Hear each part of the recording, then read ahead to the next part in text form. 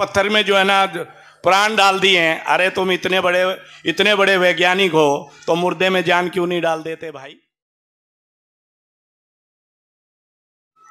हमारे प्रदेश अध्यक्ष आदरणीय राजू बाली जी आप आए और हमें संबोधित करें।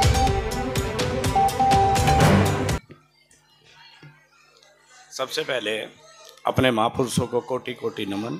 सम्मानित मंच, सभागार में बैठे सभी बुद्धिजीवियों को मेरा क्रांतिकारी जय भीम। साथियों, संविधान दिवस हम लोग यहाँ मना रहे हैं और हमारे सारे साथियों ने संविधान के बारे में भी बताया है, लेकिन जो संविधान है उसे आज शासक खत्म करने की तैयारी में लगा है। जो लोग कल तक इनके विरोधी थे, आज उनकी भी मजबूरी बन गई है कि वो भी आज हमारे संविधान के और हमारे महापुरुषों को नमन कर रहे हैं, है ना। आज उनकी भी मजबूरी बन गई है कि वो भी आज हमारे महापुरुषों को नमन कर रहे हैं जो कल तक उनका विरोध कर रहे थे। आज यहाँ महिला बहुत सारी बैठी, अगर महिलाओं पर ही बात बताई जाए तो ज्यादा बेटर है साहब। ये जो संविधान है हमारे साथ तो जो बीती सो बीती, जो महिलाओं के साथ बीतती थी वो बहुत दर्दनाक होती थी, क्योंकि पहले जो है हमारी बेटियों की 7-7 साल में शादी और 9 साल में शादियां हो जाती थी और पुरुष को सारी आज़ादियां थी और महिला को कोई आज़ादी नहीं थी। एक मर्द एक शादी करे, 2 करे, 3 करे या 16,000 कर ले, है ना। लेकिन जो घर की महिलाएं हैं वो उनके लिए बगावत नहीं कर सकती थी, वो उनके लिए बगावत नहीं कर सकती थी, उनकी गुलामी ही उन्हें करनी होती थी। लेकिन जैसे ही संविधान हमारा लिखा, आज मजाल है कोई दूसरी शादी करके दिखा दे, हमारी महिला 1 मिनट में जाके कोर्ट में खड़ी हो जाती है और उसकी हिम्मत नहीं है कि वो दूसरी शादी कर ले। ये ताकत महिलाओं को अगर किसी ने दी है तो भारत के संविधान ने दी है और महिलाओं को ही समझना पड़ेगा, क्योंकि शासकों ने जो भी काम किया वो हमारी महिलाओं के ऊपर ही किया। क्योंकि महिला का जो माँ जो होती है उसका जो मन है वो बड़ा मोम की तरह होता है। मान लो उसका बच्चा बीमार पड़ गया और वो डॉक्टर के पास जा रही है, मान लो खुदा न खास्ता उस बच्चे की दवा ना लगी और वो किसी मंदिर में चली जाए तो वहाँ का जो पंडित है वो कहेगा तू इस मंदिर में आ, 2 बार आके यहाँ पे मत्था निभा, तेरा बेटा ठीक हो जाएगा। उन्होंने हमारी महिलाओं पे ही अपना आडंबर चलाया, क्योंकि माँ जो है बड़ी ममता की मूर्ति है, इसलिए वो उनके चुंगल में आई। क्योंकि आज कहते हैं ना उसके 100 टीचर एक साइड और एक माँ उन 100 टीचरों से भी ज्यादा होती है। आज हमारे जो बच्चे हैं उनको अगर दूसरी रास्ते पे लेके जा रही है तो हमारी महिलाएं हैं, लेकिन आज हम आपको सलूट कर रहे हैं कि आप उस विचारधारा को बदलने के लिए आज यहाँ पे आई हैं और बाबा साहब के संविधान के बारे में सुनने आई हैं। तो मेरा ऐसा मानना है कि आने वाले टाइम में शायद उडंबरों को ये हमारी महिलाएं ना माने, क्योंकि हमारे जितने भी महापुरुष रहे हैं उन्होंने सबके ऊपर महिलाओं पर ही अपना काम किया है कि उन आडंबरों से निकाला जाए। सबसे पहले फूले जी ने 1848 में सबसे पहले जो स्कूल खोले, उन्होंने भी सबसे पहले महिलाओं को ही, बच्चियों को ही पढ़ाने का काम किया है। बाबा साहब ने भी यही कहा है कि आप बेटे को पढ़ाओ ना पढ़ाओ, लेकिन बेटी को जरूर पढ़ाना, क्योंकि एक बेटी 3 परिवारों को सुधारती है।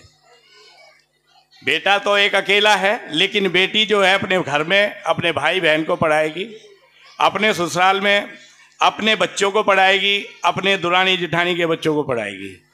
तो जो है महिलाओं को ही सबसे आगे उन्होंने रखा है और आज हमारा भी यही प्रयास है कि यहाँ जितनी भी महिलाएं आई हैं वो अपने इस संविधान के बारे में अपने बच्चों से चर्चा जरूर करें। अगर आप लोगों को पढ़ना नहीं आता तो उनसे पढ़वा कर इस संविधान को जरूर सुने, क्योंकि सबसे ज़्यादा जो राइट दिए महिलाओं को वही संविधान की बदौलत है। आज जो शासक बन के बैठे हैं वही संविधान को ख़त्म करने लगे हैं और उनकी मजबूरी है, ये संविधान को आज नमन कर रहे हैं और ये इनका झूठा अंबेडकर प्रेम है और झूठा ही दलित प्रेम है। क्योंकि इनको डर है, ये हमारे को हिंदुओं उनसे मुसलमानों से और ईसाइयों से दूर कर रहे हैं। क्यों कर रहे हैं? इनको ये हिंदू हिंदू कर रहे हैं कि सारे हिंदू हिंदू हिंदू तो एक इनका झूठा एक कंसेप्ट है। ये मुसलमान और ईसाइयों से हमें इसलिए दूर कर रहे हैं कि उन्हें इस बात का डर है कि ये जो लोग हैं ये बहुत संख्यक हो जाएंगे और हम अल्पसंख्यक हो जाएंगे, इसलिए ये लोग अब इनके आगे झुक रहे हैं और हमें हिंदू बनाने का प्रयास कर रहे हैं। ठीक है ना? तो इनकी मजबूरी बनी हुई है कि अब हमारे लोगों को ये बड़ा दलित प्रेम दिखा रहे हैं, हमारे घरों में आ रहे हैं। देखो ना, झुग्गी विस्तार योजना इन्होंने यहाँ लगा दिया है। ये कल तक हमारे महापुरुषों के विरोधी रहे, हमारे संविधान के विरोधी रहे। आज भी ये जो लोग हैं ये छलिया लोग हैं। इन्हीं के किसी भी ग्रंथ को आप पढ़ोगे, किसी भी ग्रंथ को आप देखोगे तो इन्होंने जितने भी किसी भी महापुरुष को मारा है तो उनको सबको छल से मारा है। इन्होंने कभी भी आमने सामने की लड़ाई आप लोगों से नहीं लड़ी।